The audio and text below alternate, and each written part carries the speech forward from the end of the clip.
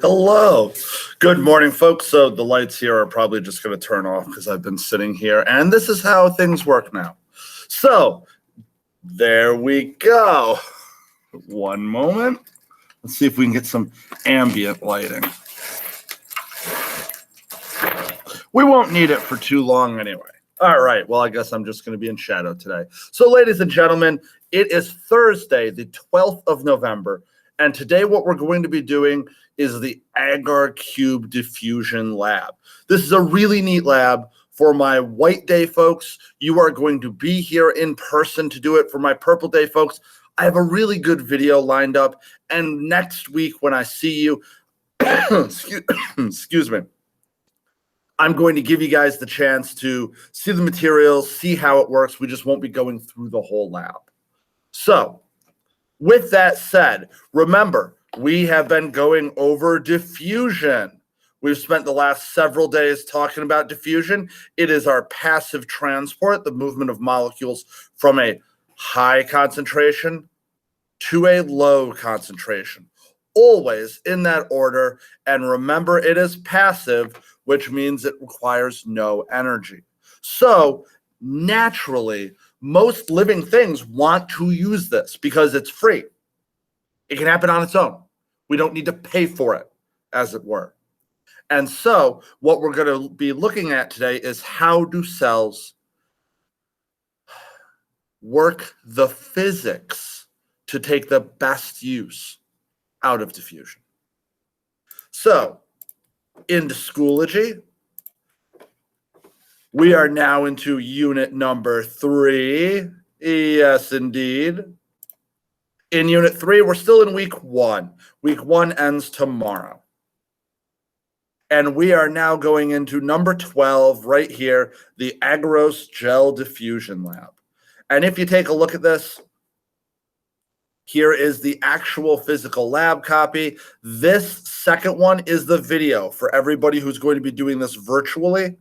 Watch the video. He will walk you through what's being done, how we do it, what we find, how to do the math. Like all of that is done in the video. And then Mr. W, he's a phenomenal teacher, also goes on to go into some of the real world examples and how is this utilized by living organisms today. It's really, really useful. Even for the people who are going to be here in person, I suggest you take a look at this video as well. It will help you to better understand this lab. And then, of course, we have our turn-in.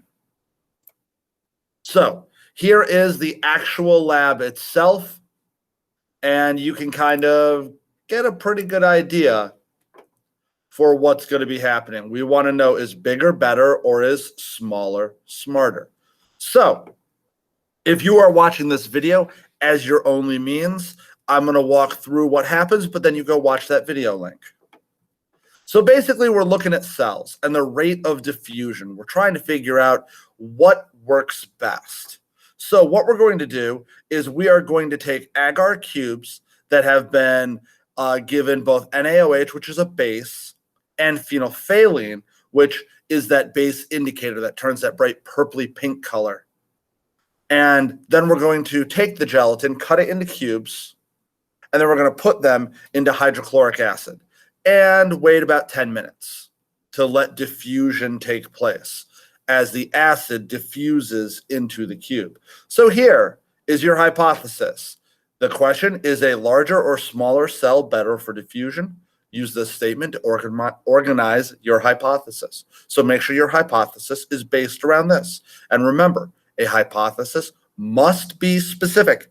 You've got to say, what am I changing, in this case, large or small cell? And what do you expect, better or worse for diffusion? Our materials are not super important if you're doing this online.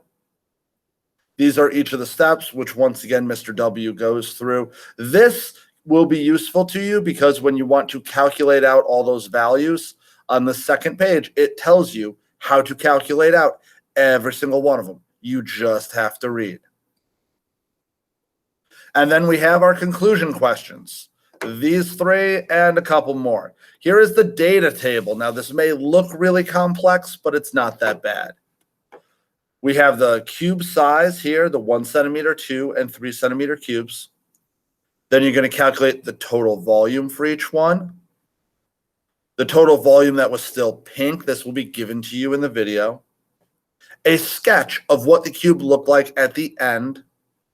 The volume that was diffused, and once again, this is your total volume, column 2, minus the volume, or sorry, column 2 minus column 3. Percent diffusion, it tells you how to calculate. Surface area, it tells you how to calculate. Surface area to volume ratio, it tells you how to calculate. You'll also see examples of that in the video. And we just want to know which cell is best. Which one has the highest percent of diffusion? That is our goal for this lab. And that's going to really be about it. At least that I'm going to be showing here in this video, because we've got a great video for you guys to watch. I hope you have a great day, and I'll see you soon.